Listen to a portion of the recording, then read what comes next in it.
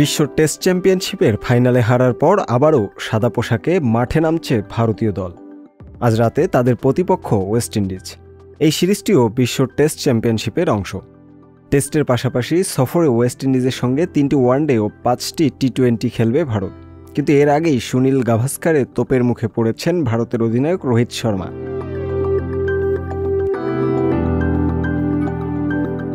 ভারতের বিশ্বকাপ জয়ী কিংবদন্তি ব্যাটার গাভাস্কার একটি ভারতীয় সংবাদ মাধ্যমকে তিনি বলেছেন, বিদেশের মাটিতে ভালো করাই আসল, সেটাই আসলে মূল পরীক্ষা। এই জায়গাটায় রোহিত কিছুটা হতাশ করেছে।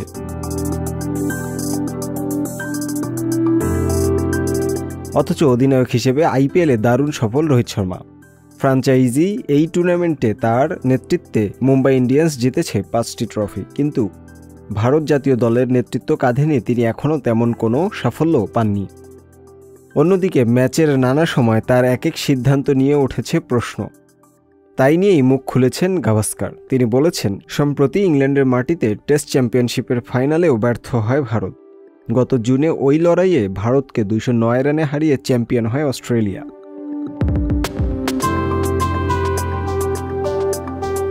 ওভালের সেই ফাইনালে ভারতের বেশ কিছু সিদ্ধান্ত পরিকল্পনা নিয়ে হতাশা প্রকাশ করেন গাভাস্কার।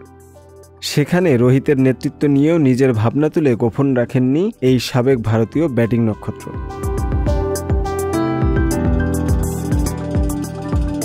তিনি বলেন, আমি রোহিতের কাছ থেকে আরও বেশি কিছু আশা করেছিলাম। ভারতের মাটিতে ভালো করা এক কথা, বিদেশের মাটিতে ভালো করাই আসল, সেটাই আসলে মূল পরীক্ষা। এমনকি টি-20 সংস্করণেও আইপিএলের এত অভিজ্ঞতা নিয়ে অধিনায়ক হিসেবে শত শত ম্যাচ খেলে সেই সঙ্গে আইপিএলের সেরা খেলোয়াড়দের নিয়ে সাজানো দল নিয়ে বিশ্বকাপ ফাইনালে উঠতে না পারা হতাশাজনক।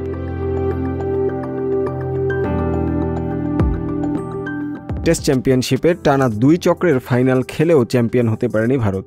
2021 সালের ফাইনালে তাদের হারায় নিউজিল্যান্ড। এবার অস্ট্রেলিয়ার বিপক্ষে হারে দলটি। অস্ট্রেলিয়ার বিপক্ষে বিশাল ব্যবধানে পরাজয়ের জন্য অধিনায়ক রোহিত ও কোচ রাহুল দ্রাবিড়কে কাঠগড়ায় তুলেছেন গাভাস্কার। তার মতে, ম্যাচে দলের নেওয়া সিদ্ধান্তগুলো নিয়ে প্রশ্ন করা উচিত অধিনায়ক ও কোচকে।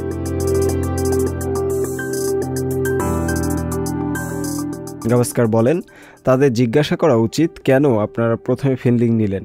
এরপর প্রশ্ন হওয়া উচিত, শর্ট বলে ট্রাভিস হেডের দুর্বলতা সম্পর্কে আপনারা জানতেন না?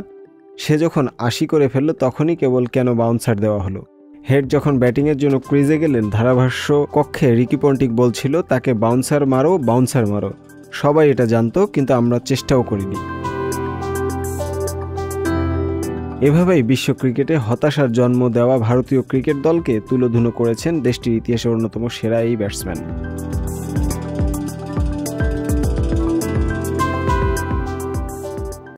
সংবাদ, ফিচার ও অনুষ্ঠানের জন্য ভিজিট করুন সংবাদ প্রকাশের ওয়েবসাইট এবং যুক্ত থাকুন ফেসবুক পেজ ও ইউটিউব চ্যানেলের সঙ্গে।